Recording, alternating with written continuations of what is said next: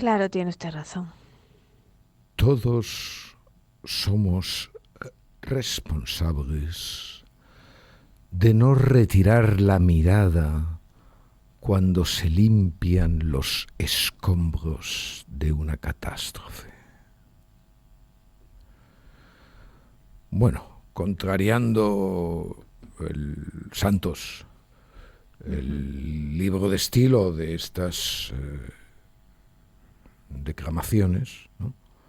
Voy a identificar su autora. ¿Mm? ¿Tiene usted alguna sospecha? ¿No? Siga, siga. ¿Le parece que tengo que seguir, no? Sí. ¿Sí? ¿Seguro? Bueno, lo que usted quiera. Se trata de la reina Leticia. Ya. ¿No?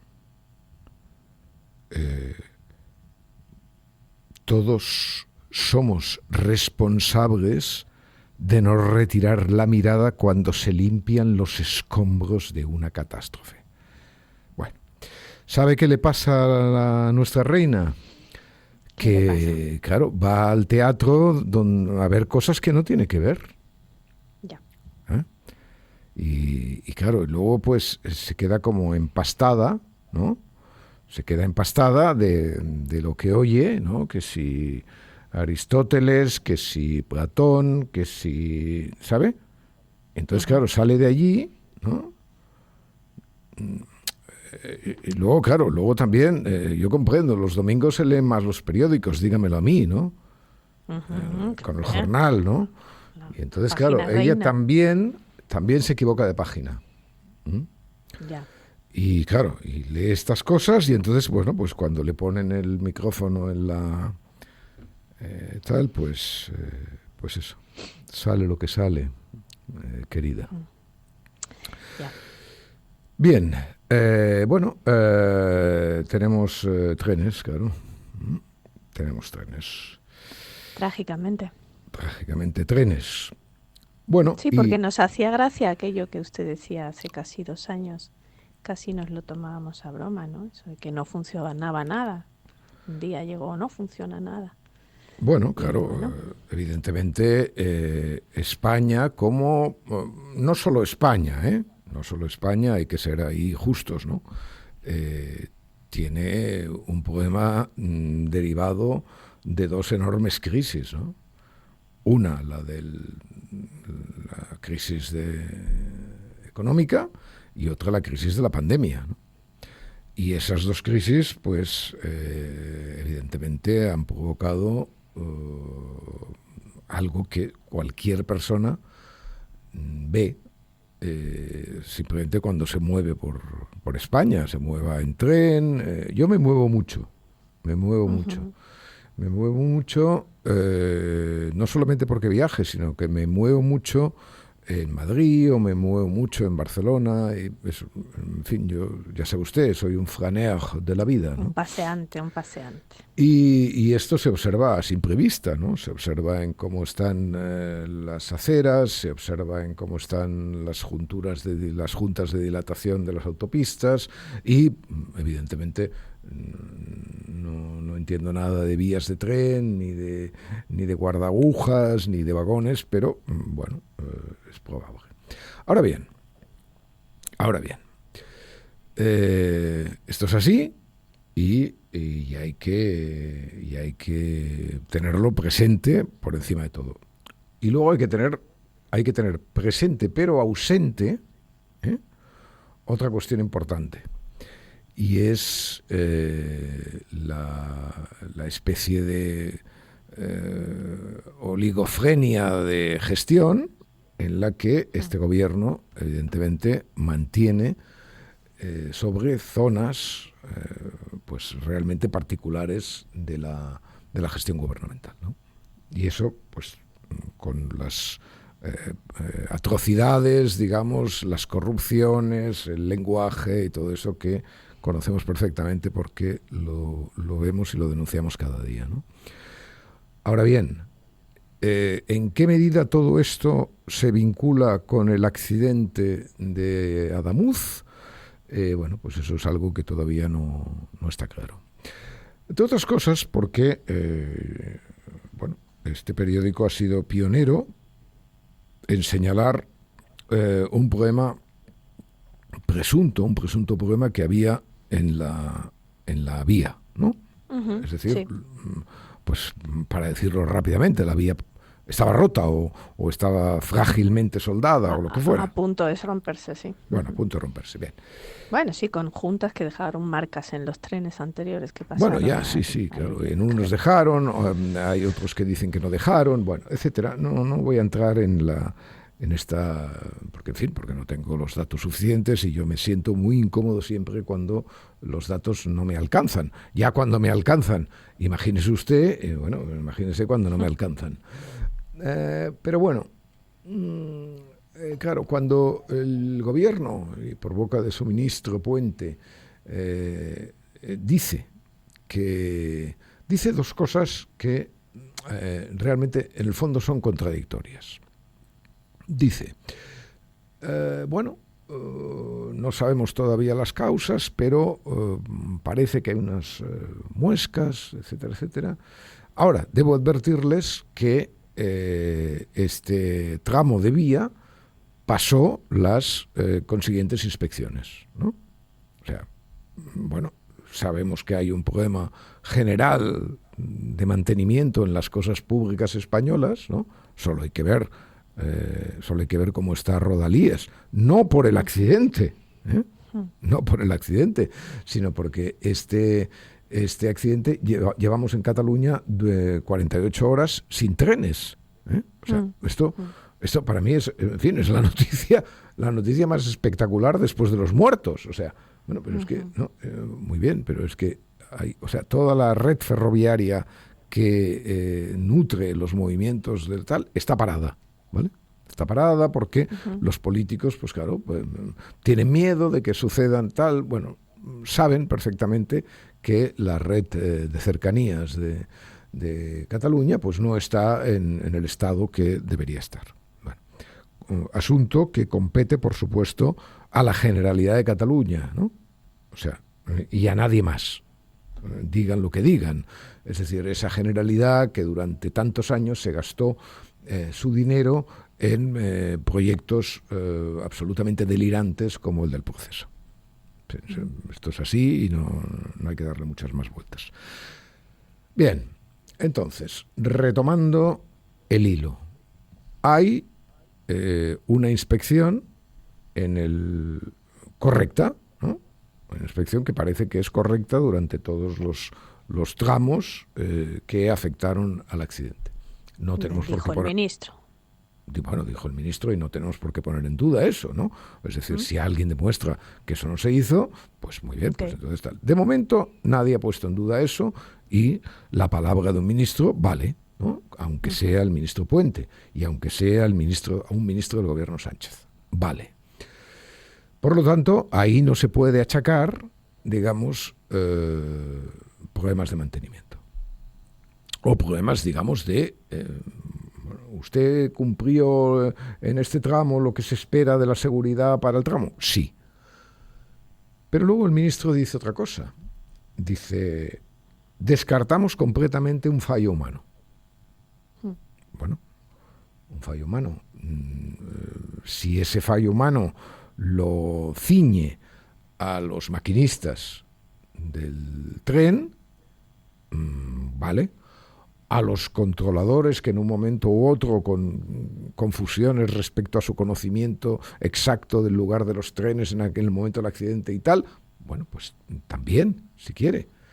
Pero vamos a ver. Si las inspecciones se hicieron, en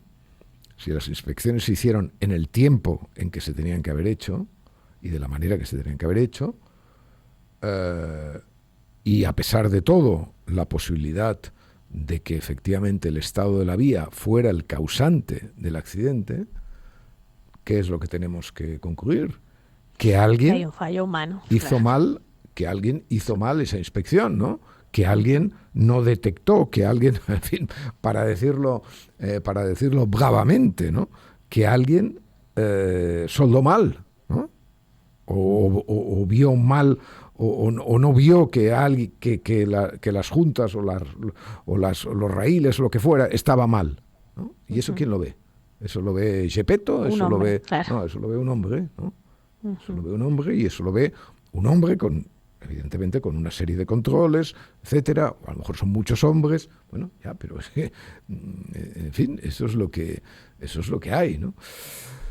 Por lo tanto, bueno, pues sobre las causas de los accidentes, etcétera, yo ya escribí el otro día una columna, ¿no? A veces es decir, aquí se ha instalado, como siempre, un ping-pong entre dos posibilidades, ¿no? Que el error sea, digamos, achacable a las compañías que operan, ¿no? A Irio o lo que sea, o que sea achacable a la infraestructura, ¿no? Entonces, claro, si es achacable a la infraestructura, pues es culpa del gobierno, ¿no? Y si es achacable tal, pues el gobierno no tiene nada tal. Bueno, con independencia de que esto sea cierto o no, que el gobierno no tenga ninguna responsabilidad en que una compañía privada, etcétera, etcétera, que no voy a entrar, esto es una cosa completamente ridícula, ¿no? O sea, el gobierno de este país tiene muchas responsabilidades en infinidad de asuntos. Pero las responsabilidades concretas que tenga en este accidente están por determinar. Y ni siquiera una muesca en una vía puede trasladar esa responsabilidad al gobierno. No puede hacerlo. Ni lo puede hacer así, ni queda descartado que como... Porque aquí, claro, estamos hablando siempre de nuestra prensa, que es una prensa no sé qué, tal cual, pero el New York Times el otro día descubrió el Mediterráneo, ¿no? Porque, un fotógrafo del New York Times descubre la causa real del accidente, ¿no? Entonces, no sé si leyó usted la información, era muy entretenida. Sí. Decían, bueno, un trozo del tren se cayó, entonces como estaba muy lejos, eso quiere decir que no se desprendió por el impacto, sino que se desprendió antes y fue lo que ocasionó el descarrilamiento. Bueno, y entonces la fuente del New York Times era uno que pasaba, que decía, uno de Adif o uno de, en fin, lo que le dé la gana, uno que decía, no, esto puede ser una pista valiosa y tal y cual. Bueno, ¿pista valiosa de qué? O sea, una pista valiosa para el New York Times que se encara o se enfrenta, digamos, a la otra pista, que son las muescas en la tal, no sé qué.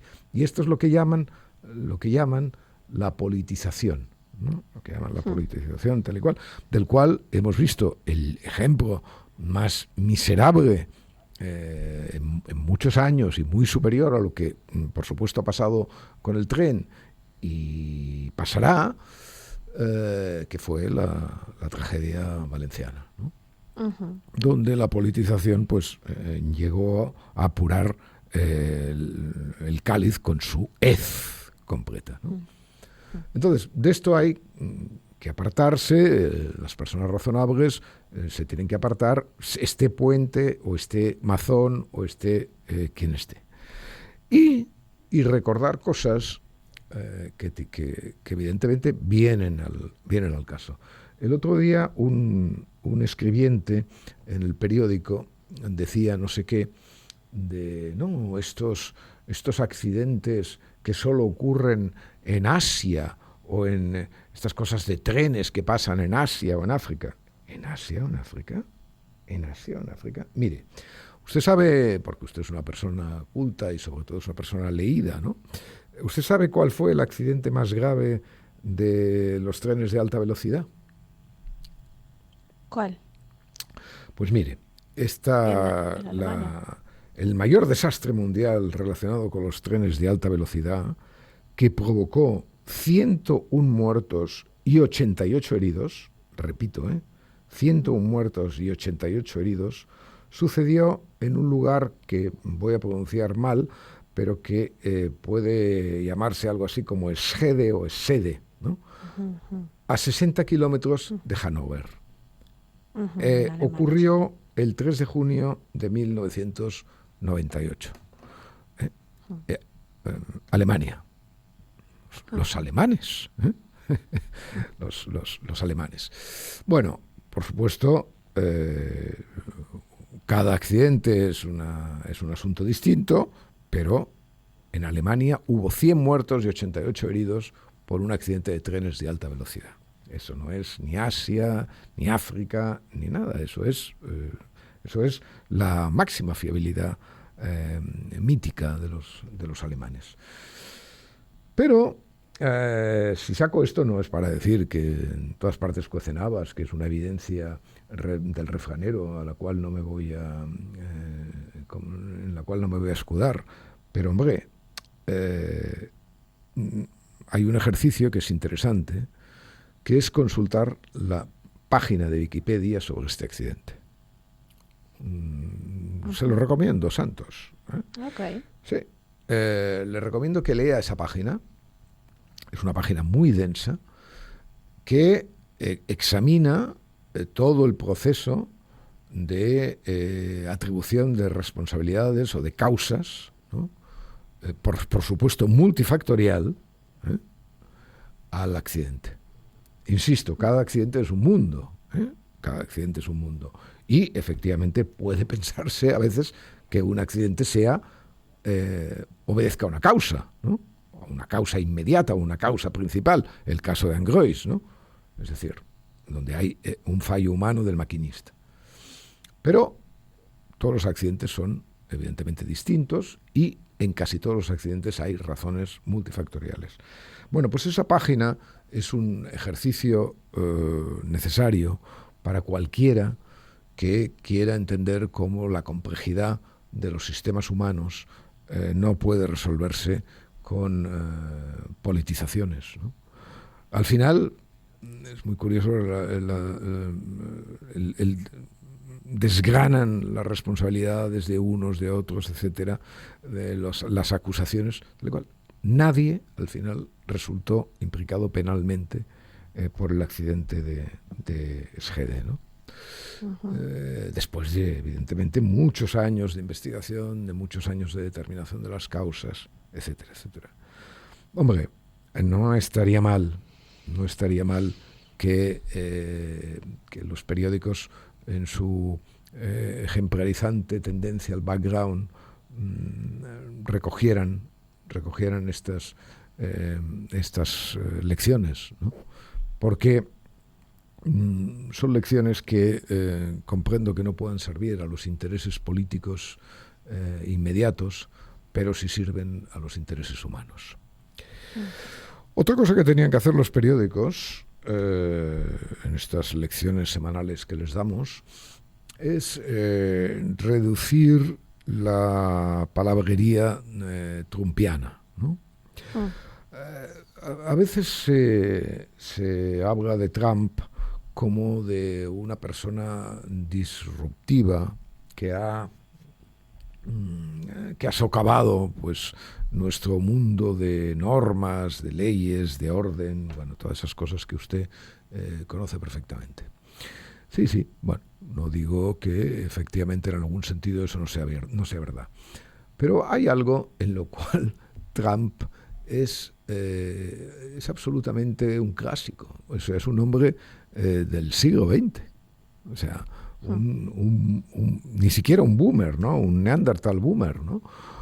Un Neandertal boomer que aplica a su estrategia de gobierno la viejísima técnica del globo sonda. ¿No? Es decir, las personas hacen apuestas sobre sus intenciones, ¿no? Y los otros reaccionan, ven en esas reacciones el grado de debilidad que el adversario tiene a la hora de una hipótesis supuesta, ¿no? Y entonces actúan en consecuencia. Esto es una táctica viejísima. O sea, yo, antes de hacer una ley o de decidir hacer una ley, lanzo un globo sonda sobre mi intención de hacer una ley. Bueno, en función de las reacciones, adecuo los perfiles de esa ley a la respuesta, a la reacción que ese globo sonda provoca. Bueno, Trump se maneja así. Trump se maneja así. Es decir, es verdad que a veces el globo sonda acaba ejecutándose de una manera drástica, por ejemplo en el caso de Venezuela, ¿vale?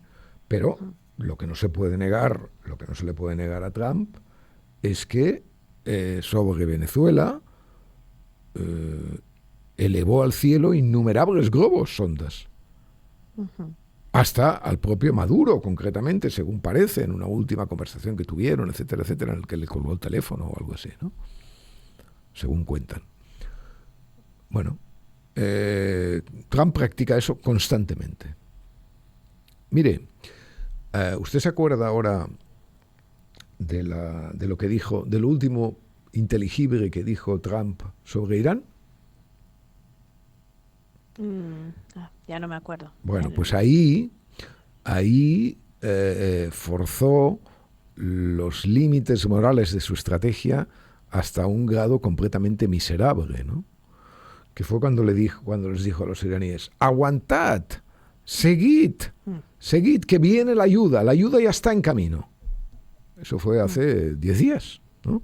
Cuando habían muerto, según los propios iraníes, más de 3.000 personas por acción y efecto de la miserable dictadura de los ayatolás. Bueno, ahí está el globo sonda.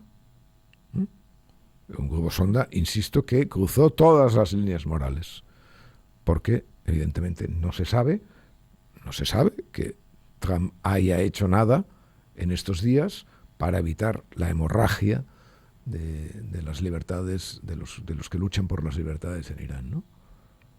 Pero claro, ¿por qué dijo eso? O no, ¿por qué dijo eso? ¿Para qué dijo eso? Que es la pregunta que es pertinente siempre.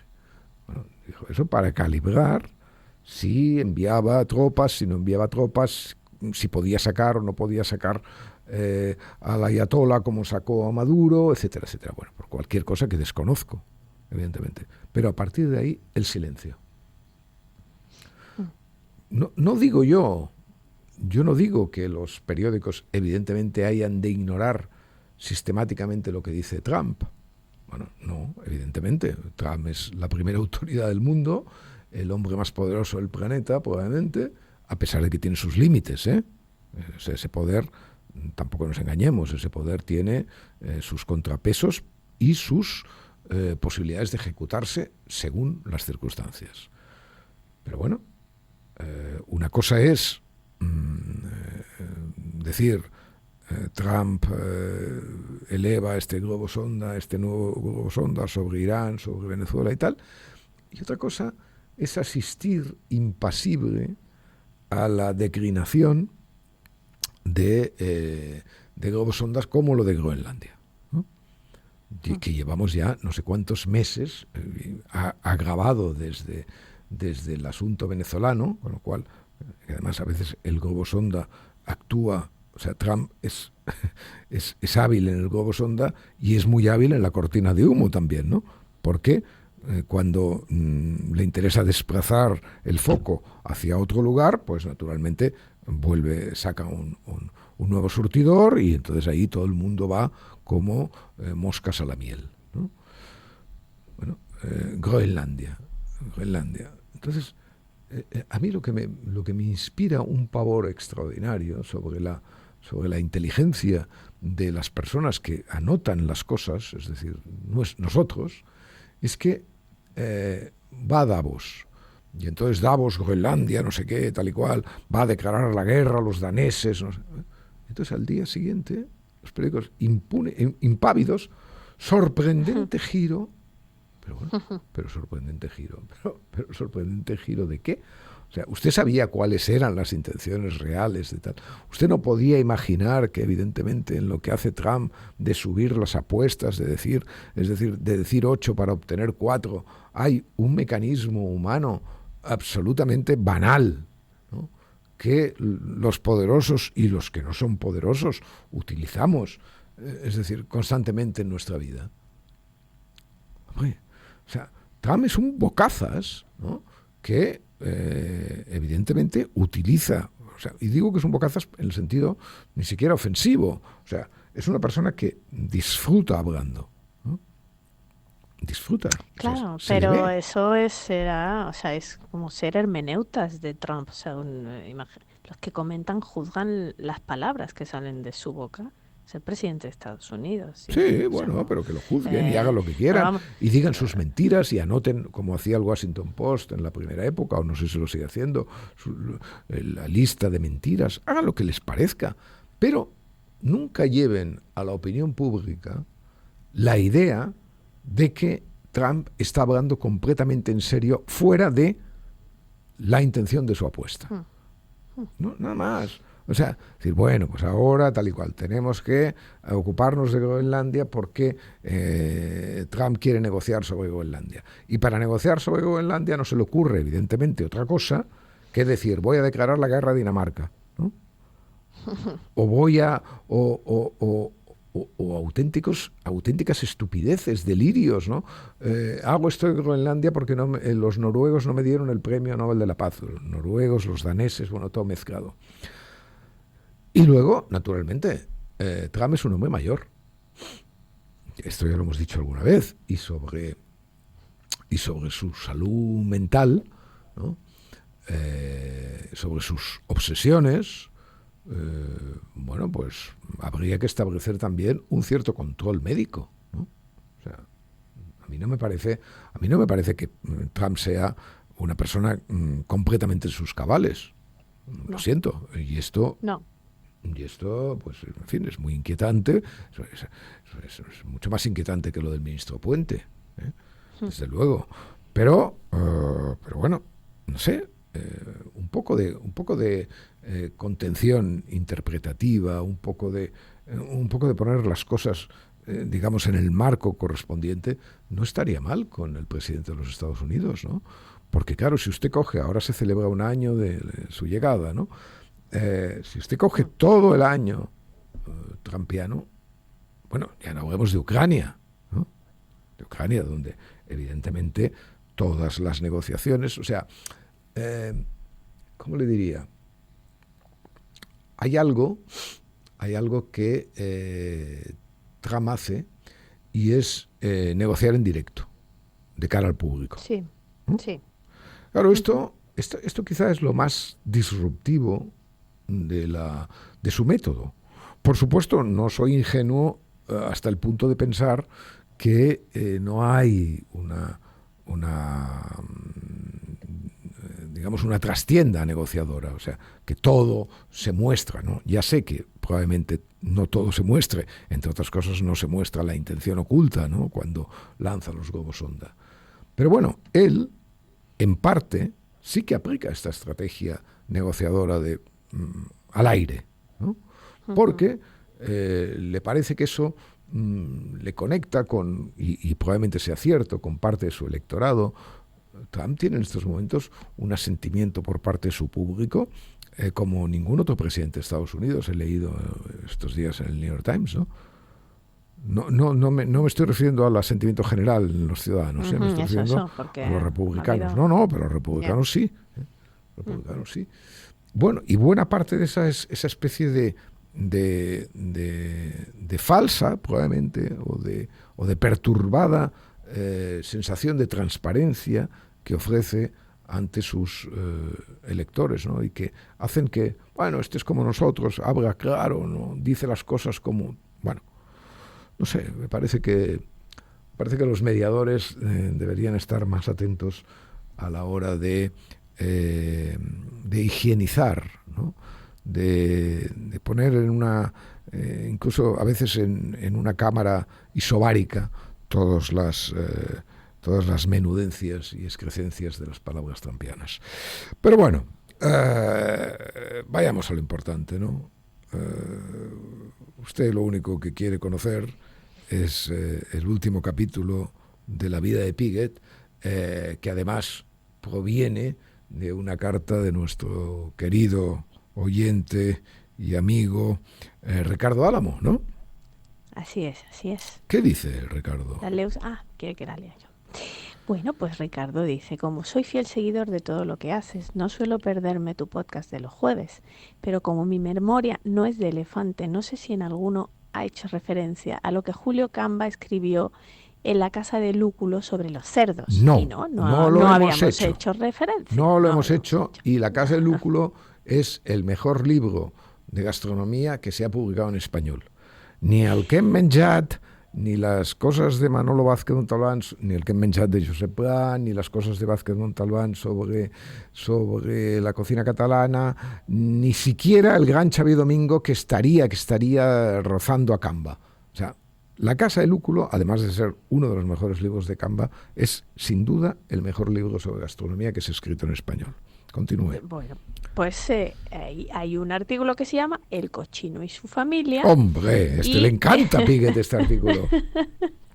Que dice, entre otras cosas, que si el cerdo volase sería indudablemente una de las aves más apetitosas y si nadase le ganaría en excelencia a casi todos los peces. Desgraciadamente, sin embargo, el cerdo no parece por ahora dispuesto a cambiar de medio ni a transformar su naturaleza. Todos le hemos visto más de una vez chapotear con entusiasmo en el fango de las charcas, pero no creo que nadie se haya hecho jamás grandes ilusiones sobre sus aptitudes natatorias. En cuanto a las aviatorias, parecen ser completamente nulas. Para la mayoría de nuestros campesinos, el cerdo es como un miembro de la familia que se cría de par igual con los chicos. A veces duerme con ellos sobre el mismo lecho de paja y a veces unos y otros se reparten fraternalmente la misma comida. Es maravilloso nuestro Camba. Bueno, en el artículo se habla también de un libro de Charles Lamb, un autor muy apreciable, por cierto, que yo no conocía, bueno, no recordaba porque he leído varias veces la casa de Lúculo, bueno, la he leído un par de veces y la he consultado varias otras. Disertación sobre el cochinillo asado, ¿no? A Lamb la grasa del cochinillo le pareció una dulzura indefinible. Por cierto, Lamb ¿es cordero en inglés o no? ¿No? Sí, Lamb es como cordero en inglés, o sea que efectivamente. Carlos Cordero hablando de cochinillos asados. A veces hasta me da la impresión de que es inglés, una cosa extraordinaria. Bueno, pues, en fin. Hablando de inglés. ¿a qué decirle? ¿A qué decirle? Que cuando el cerdo quiere ser jamón, querida Yaiza. Solo puede ser Joselito. Muy bien. Bueno, aquí una fe de ratas de la semana pasada, tengo que decir. Sí, diga. Que el artículo era de Abraham Valdelomar, no era el lector que envió la información, sino el autor, de lo que leímos. El autor, el que nos envió esto, es otro gran fan de nuestro podcast, es nuestro amigo Sergio Campos, naturalmente. Pues imagínese. Bueno, por cierto, Sergio Campos es bastante taurino, pero no entiende nada. Hay dos cosas sobre las cuales Sergio Campos no entiende nada. Una es de fútbol y otra es de toros. Todo lo demás es un sabio, en fin, sin fondo, ¿no? Pero de esas dos cosas no tiene la menor idea, ¿no? Y es muy lamentable que insista una y otra vez en aparentar que entiende algo. Bueno, y entre sus ignorancias está la de considerar que Morante es un torero de época. Dicho sea de paso, es una ignorancia que comparte mucha gente. La comparte, por ejemplo, Vicente Ruiz, que es nuestro jefe supremo en la web, o la comparte el gran Zabala, que es el legendario crítico de nuestro periódico. Bueno, Morante es un torero mediocre, Por Ya va a supuesto. ganar usted amigos. No, no, amigos, no. Es que, pero ¿por qué voy a ganar amigos diciendo cosas que son verdad? O sea, no voy a ganar ni amigos ni enemigos. O sea, pero, a ver, lo del por qué no quiere que se lo recuerde Piquet otra vez, ¿no? O Sí, sea, sí, sí, no, no, no, está bien, está bien, está bien. Adelante, adelante. no, entonces Morante es un torero, insisto, un torero que a veces ha hecho alguna faena interesante, que torea bien de capa a veces, y que tiene una pinta pues muy goyesca, ¿no? Bueno, con la cual suple pues sus carencias, digamos, del tipo físico a la hora de enfrentarse a los toros, ¿no? Pero bueno, esas patillas y esa cosa y tal y cual. Luego tiene una cosa que me gusta mucho, que es una cierta fragilidad. Los frágiles gustan, ¿no? Y sobre todo en estos tiempos de continua proyección sobre la vida, de la salud mental que tenemos, ¿no? Todo esto hace de él está haciendo de él, bueno, un mito, pero sobre todo lo que hace de él una persona que se esté apoderando, digamos, del planeta toros desde hace ya mucho tiempo, y sobre todo de la cabeza de Sergio Campos y compañía, es la gran ausencia, ¿no? La gran ausencia. O sea, todo el relato de Morante, todo el tronío de Morante se cimenta en que el gran torero de nuestro mundo, de nuestra época, el mejor torero que hayamos visto nunca, y probablemente el mejor torero que haya existido, no torea. Naturalmente, mire, yo en la vida tengo dos cosas que cuando me dicen, bueno, pero usted tal y cual. Yo he ido a comer al Bulli durante 20 años, he gozado de la amistad, el aprecio, siempre revalidados además, y siempre revalidados en circunstancias difíciles, que son las catalanas, de Ferran Adrià, y luego he visto torear muchas veces a José Tomás. Entonces, claro, entiéndame, yo tengo estos hándicaps. Ya, ya, claro, claro. Tengo estos hándicaps, ¿no?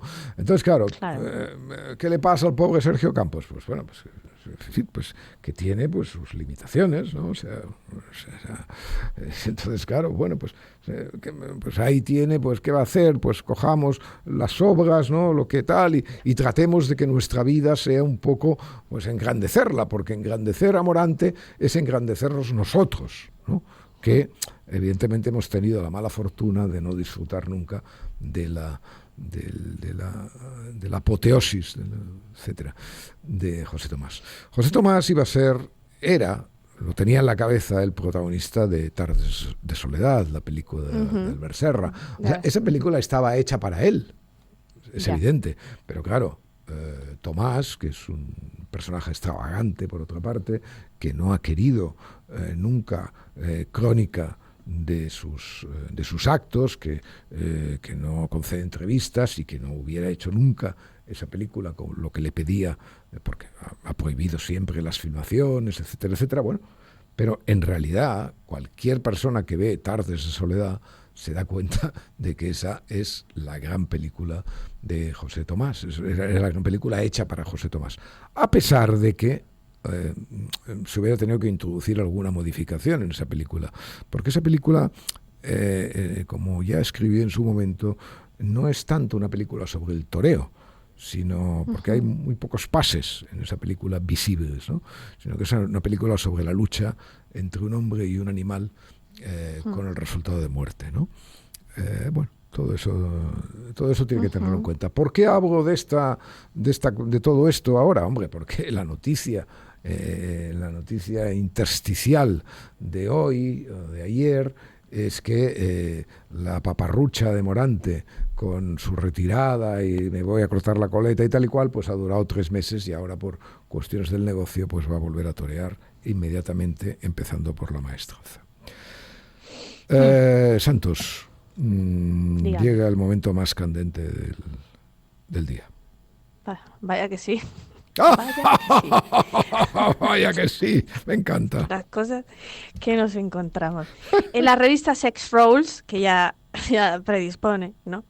En octubre de 2025, o sea, hace unos meses nada más, este paper que se titula Vagina, coño, vulva, ¿Pero qué dice? chichi. Los nombres que las mujeres dan a sus genitales se asocian de forma diferente con resultados sexuales y de salud. Voy a ser sobria porque, claro, a ver, Sí, es obvio, ¿no? entiéndame. Sí. El resumen, empiezo. Sí, claro. Las académicas feministas han enfatizado durante mucho tiempo el poder del lenguaje para moldear los sentimientos y comportamientos de las mujeres hacia sus cuerpos. Sin embargo, esta propuesta permanece poco explorada en lo que respecta a los genitales femeninos. Ellos se ocupan de sí mismas, es que es increíble.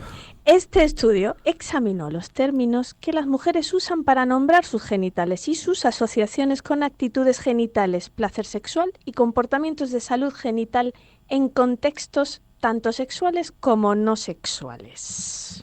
Ajá, ¿Qué le parece? ajá. Esto es un burning y lo demás son puñetas. Muy bien, continúe. Bueno, pues un total de 475 No, pero espere, mujeres. Continúe, pero espere. Dígame, Vamos a ver. dígame. No, el No he paper, entendido. El paper analiza qué claro. palabras usan las mujeres para nombrar sus genitales, ¿vale? Y si esos términos influyen en el placer sexual y otras conductas de salud. ¿Okay? Exactamente, O sea, distinguiendo entre bien. lo que es el contexto cotidiano y el Claro, sexual. el sexual, sí, Muy sí, bien. sí. El resumen lo explica muy bien. Bueno, vamos a ver. No solamente, o sea, primero Shakespeare, ¿no? Que dijo aquello que hay en un nombre, ¿no?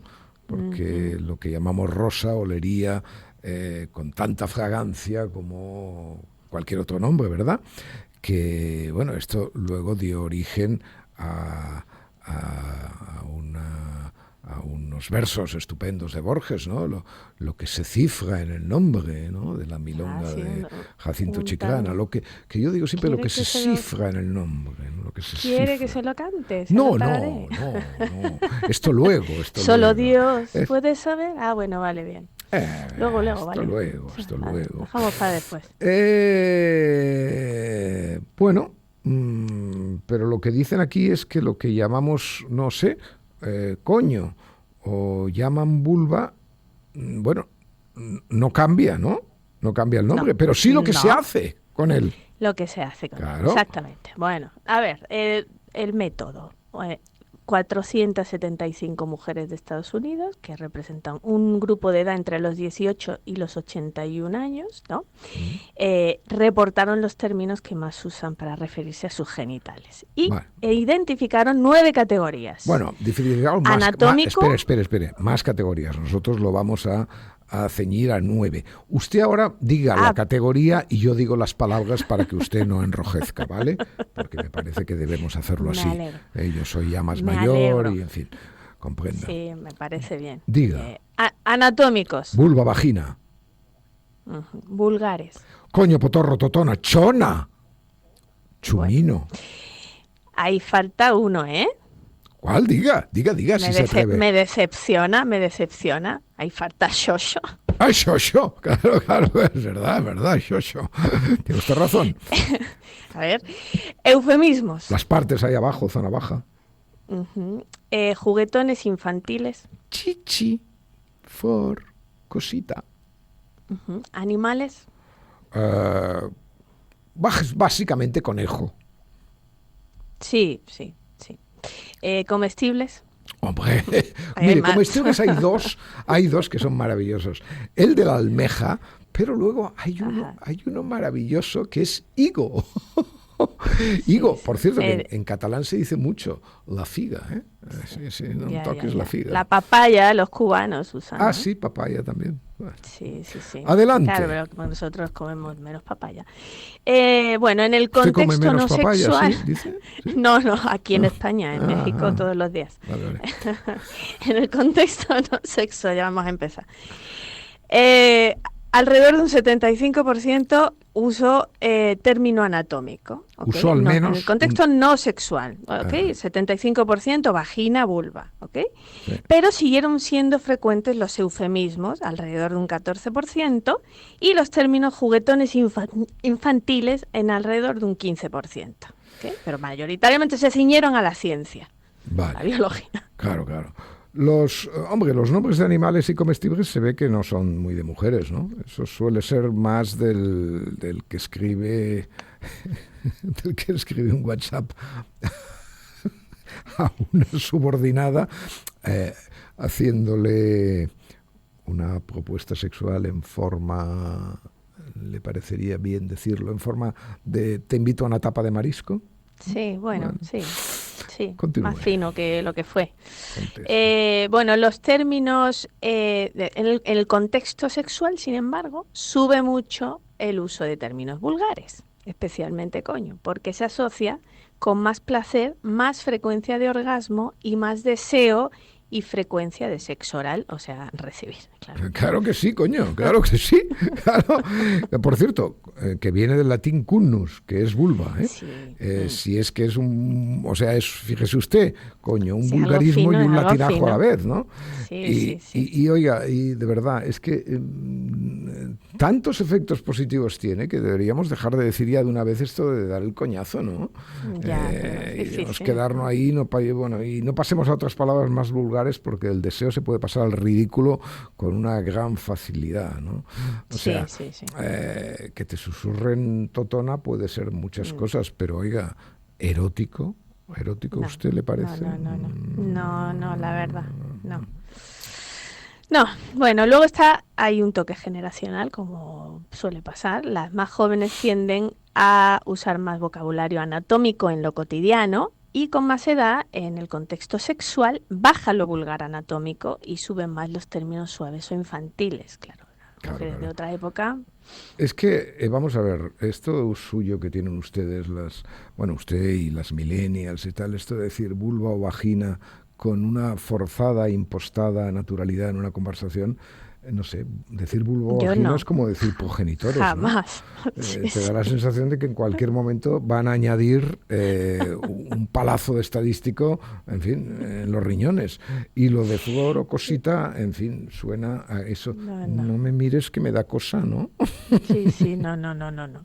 Bueno, cuando en el contexto no sexual, por ejemplo en el médico, en una conversación trivial o en una revisión ginecológica, predominan términos infantiles, se correlaciona con peor autoimagen genital y con más probabilidad de conductas tipo limpieza vaginal. Es fantástico, es genial. Limpieza vaginal y ¿qué más? Labioplastia. Eso, la apertura de la labioplastia. labioplastia. ¿Qué es eso? ¿Qué es eso? Es lo que dice el paper, pero vamos, es como se asocia más a los procedimientos médicos. O sea, cambiar el tamaño de los labios sexuales, digamos, ¿no? Sí. Claro, yo ya me imagino la consulta. Doctor, tengo molestias en la flor, la cosita, sobre todo cuando hago eso. Y el doctor, señora, por favor, dígame qué le duele y cuándo. Por favor. No. Adelante. A ver, cuando los términos infantiles se usan fuera del sexo, pueden reflejar distancia, vergüenza o incomodidad con el propio cuerpo, y eso se conecta con intentar arreglar, limpiar o corregir. Se ha dicho y en entre cambio, comillas. en el contexto sexual, ciertas palabras vulgares pueden funcionar como lenguaje de empoderamiento. Ese es el resumen. Claro, bueno, es que los registros, como siempre, al final todo el contexto lo es, ¿no? Esto de utilizar los registros, que no todo el mundo tiene claro, por ejemplo, tantos diputados que no saben dónde se encuentran, ¿no? Igual que no le dices a tu pareja procede a la penetración vaginal, tampoco vas al ginecólogo diciéndole me duele el potorro, ¿no? En fin, la mayoría de la gente ahora mismo al decir proceda a la penetración vaginal me hizo gracia. Claro, ahora mismo, ¿no? Pero es que no estamos ¿en qué contexto estamos, querida Santos? No sé, estamos en la distancia. La mayoría de la gente maneja dos registros en los poemas. La pregunta es qué hacemos con todo ese otro vocabulario, ¿no? Claro. Ahora me han dicho que los especialistas les aconsejan que los padres y educadores usen términos como flor o conejo, ¿no? O sea que quizá... Lástima, porque ¿se acuerda usted de esa escena maravillosa de la tesis de Nancy de Ramón J. Sender? Sí, que uno de los equívocos con el gitano era que ella decía que Nancy no tenía su flor. Y Nancy no tenía su flor y la Nancy no sabía que se refería a ¿dónde está mi flor? Y yo estoy buscando mi flor. Maravilloso. No se Maravilloso. acuerda. Bueno, en fin, perdón. Pues quede dicho, y usted se acuerda, fue en Valvanera, ¿no? Ah, sí, bueno. No, iba a terminar. ¿Por qué desaconsejan que los padres, termíneme de contar, por qué desaconsejan que usen como Bueno, flor o porque, conejo? claro, no, bueno, pues estas historias siempre de la corrección política, naturalmente, Ah, sí, pero por lo favor. importante son lo que puede pasar, ¿no? Que quizá desaparezca toda esa manera zoológica y gastronómica tan querida Sí, de eso. hablar de sexo. Una pena. A ver, Eh, solo Dios. No, es mejor que empecemos por el recitado. Nadie con paso más firme habrá pisado la tierra. Nadie habrá habido como él en el amor y en la guerra. Sobre la huerta y el patio, las torres de Valvanera y aquella muerte casual en una esquina cualquiera. Solo Dios puede saber la laya fiel de aquel hombre. Señores, yo estoy cantando lo que se cifra en el nombre. Siempre el coraje es mejor, la esperanza nunca es vana. Vaya pues esta milonga para Jacinto Chiclana. pero ¿Se qué acuerda que usted maravilla, quería? Santos, lo que se cifra en el nombre. Ahora, ni siquiera sus trinos. No lo olvide. Al mundo nada le importa.